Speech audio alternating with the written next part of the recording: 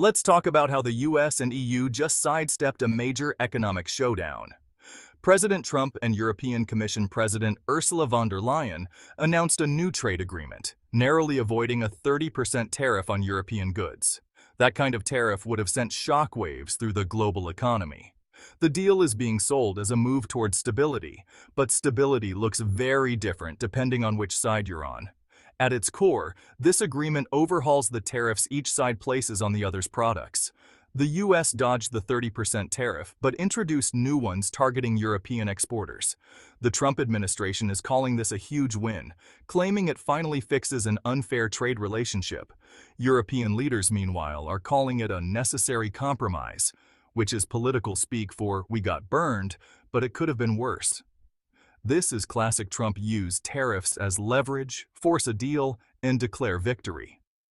The agreement offers a temporary break from a trade war. But for many businesses, the real uncertainty is just beginning. While the deal is pitched as balanced, the details reveal a lopsided relationship. Both sides made concessions, but Europe's are far costlier. As we dig into the specifics, you'll see just how uneven this stable relationship really is. Here's where the numbers get wild. The US will now slap a 15% tariff on most EU goods, up from just over 1%.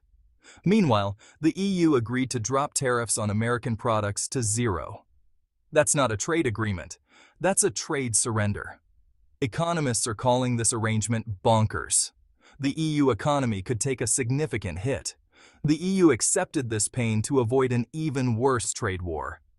Some industries, like aircraft and semiconductors, dodged the new tariffs, but most European exporters are out of luck. The EU also cut its car tariff on American vehicles from 10 to 2.5%. These carve-outs show some industries had enough clout to protect themselves, but for most, the pain is real. For the majority of European companies, their products just got 15% more expensive overnight. This isn't rebalancing, it's tilting the field so far that Europe is playing uphill. And that was the point. The US wanted a deal that put Europe on the defensive. The result? A lopsided agreement that leaves Europe scrambling. If you thought tariffs were bad, wait until you see the price tag. The EU has agreed to buy $750 billion worth of American energy over 3 years. That's a guaranteed windfall for US energy companies and a big help for America's trade deficit. On top of that, the EU will invest another $600 billion in the US by 2028. Add it up, and Europe is sending over $1 trillion to America. This isn't just a trade deal, it's a massive cash transfer. The US used its leverage to get not just better tariffs, but direct economic stimulus from Europe. The White House is calling this a historic victory, and it's easy to see why. The EU's fear of a trade war led to a deal that shifts the economic balance of power. For the US, it's a huge injection of capital. For the EU, it's an expensive way to keep the peace. The flow of money is the real story here. Europe is paying dearly to avoid disaster. The US didn't just win on tariffs, it won on cash. So, who's feeling the pain? European industries that rely on US customers, think German cars, French wine, Italian fashion, are bracing for impact. The 15% tariff means higher costs, lower sales, and likely job cuts. Companies face a tough choice. Eat the cost or pass it to American consumers and risk losing market share. Some sectors, like pharmaceuticals and semiconductors, manage to get exemptions. But for most, the new tariffs are a harsh reality. The deal may have avoided a catastrophe, but it's left Europe's economy with a serious hangover. Exemptions for a few don't change the fact that most EU exporters now face a much tougher US market. For many, it feels like they lost a war they never wanted. The challenge now? Adapt or get left behind. Europe avoided disaster, but at a steep price. On the American side, it's all smiles. The US gets tariff-free access to the EU market. Great news for farmers and manufacturers. American products, from soybeans to machinery, just got a lot more competitive in Europe.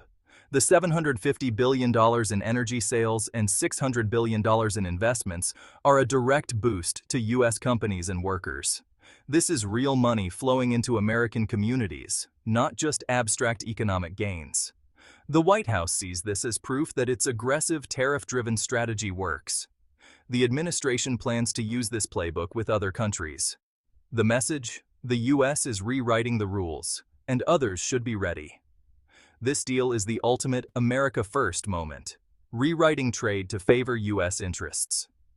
From tariff-free exports to a trillion-dollar stimulus, the U.S. walked away with a list of wins that would have been unthinkable a few years ago.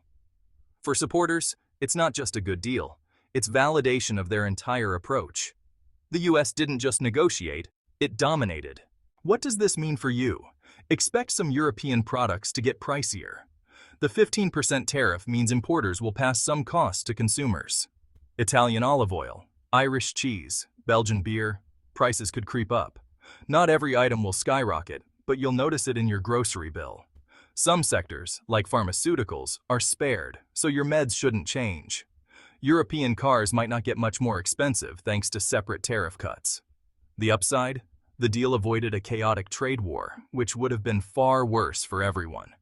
Businesses now have clear rules, even if they're tough. If you buy American, you might not notice much. But if you love European goods, budget for a price bump. The trade-off protecting U.S. industries means higher prices for some imports. This deal is classic Trump: threaten tariffs, force a negotiation, and walk away with big concessions. The administration sees this as proof that hardball tactics work, and plans to use them again. Now that Europe has agreed, other countries are on notice. The U.S. will demand more, and fast. This could spark a wave of tough, bilateral trade talks around the world. The era of quiet, multilateral deals may be over, replaced by confrontation and brinkmanship.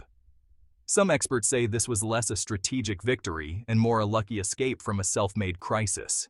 A full trade war would have been disastrous for the global economy. Instead, the U.S. and EU pulled back from the brink. But the terms are heavily skewed. This isn't about fairness. It's about power. The U.S. has shown it's willing to risk disruption to get what it wants. The headlines are big, but the details are still secret. The full text of the deal hasn't been released, leaving businesses scrambling to figure out what's next.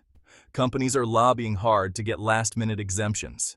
Implementing the deal will be tricky, adjusting customs, tracking massive purchases, and managing new rules.